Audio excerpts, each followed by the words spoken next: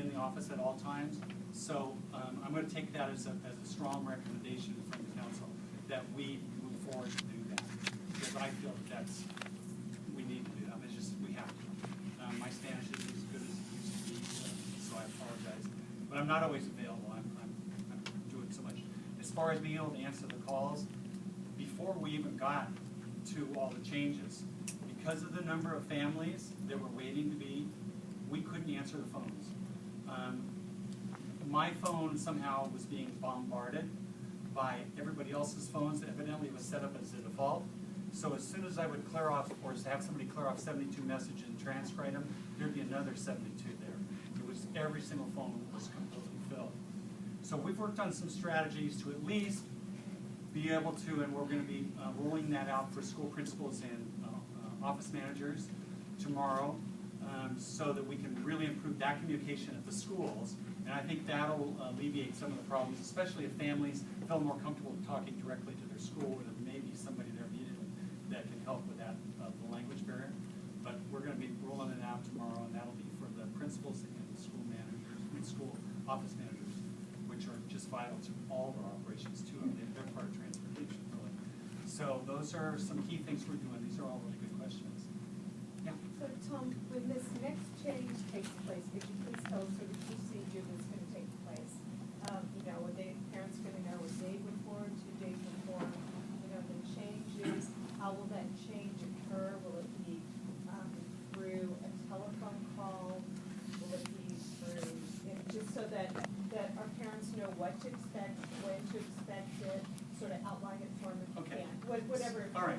So when we do the bid process, we're doing that in a completely different system, so it can all be done. When it's done, we've got everybody squared away, then they'll have to be given, we'll give everybody at least a week's notice of what any changes. It may not mean that it's a change, it just means that someone else is doing that particular run. We're still working as I can get more equipment and more contractors or whatever to help to alleviate the problems. Until we've got those in place, there's not a lot of things I can do.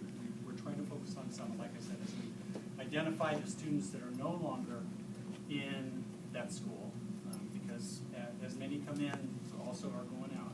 We haven't really changed our total numbers since the beginning of school. We're getting those kind of efficiencies. So, once, say in 2 weeks, we finish our bid process, then that'll be a week after that. So I will do a school messenger to everybody saying, be prepared, but the new drivers, they'll be excited to say, okay, I've got my new route. I'm going to call everybody up and tell them what to expect and make that introduction. In some cases, some of the drivers won't change from the routes that you have right now. So that's where we are. But I want you to have, we've learned what we can do. At that day, I was on the 12th, that was the day I was given school messenger. It was really difficult to get it all at one time, and I apologize for any of that. And it's just, we're working with, the district is working with such limited resources. There's only a few people that are doing many jobs to get that done. So we're getting better, we've got them in place now, so I'm excited about that. It'll be much easier. I may just go ahead and do another practice school messenger call out to everybody, just giving them some updates, just so we make sure that it's accurate, and hopefully some of the council board members will report back that yes, it came through clear. Yeah. In terms of communication with dispatch, Yes. is there availability of a live person in the afternoon to talk to? Because, I mean, you, Tom, and Sarah Ressler, you and I have talked on the phone before. I've been in a situation where we had a kid got on a bus and didn't know where he got off. So if there's no one in the afternoon at dispatch for me to call, I don't know where that child is. All right, so whether it's my child or somebody else's, I don't know where that child is, and that's a very scary thing. So we have 4 people until 4:30, and then at least 3 until 5:30.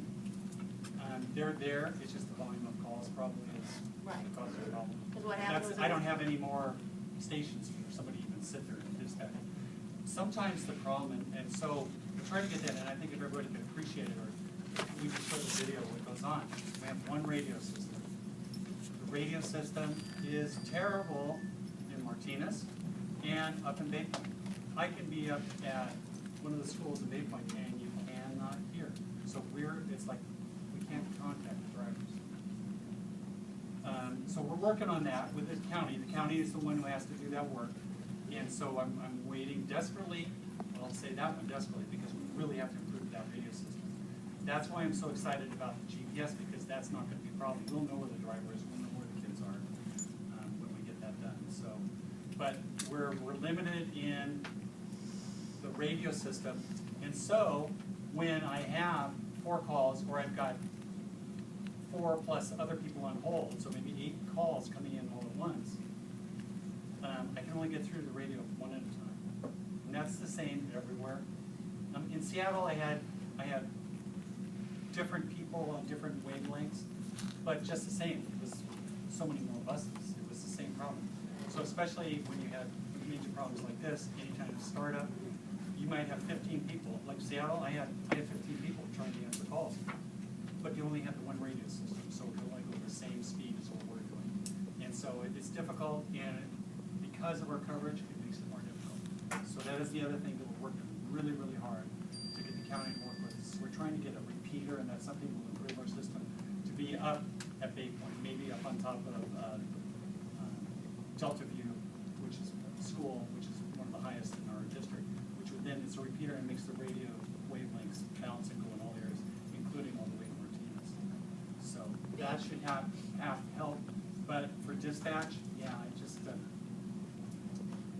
You can understand parent frustration, I like there's do. absolutely no one you can get through to, and it just bounces from line to line, to Right. voicemail to voicemail to it another does. line. It just goes down. It goes, actually, the voicemails start bouncing and they go to other departments in the school district who have no idea how to help them, and all they can do is write a note. It doesn't do Right. any good. Now they say, I'm not in that building, I'm sorry. No, they're not. They're not. They're in totally different areas. So I want to stop that, because that's not helping you get it to other people that are. I really think right now, if we can leverage the GPS as quickly as possible, that'll give at least some peace of mind that you know where your student is, and we can manage it with this small number.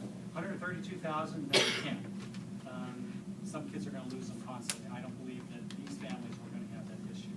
That their student is going to have that and give us all that peace of mind, where that is. At least that'll help in times of volume not being able to get through. We'll always have 4 people there in the afternoon answering phones.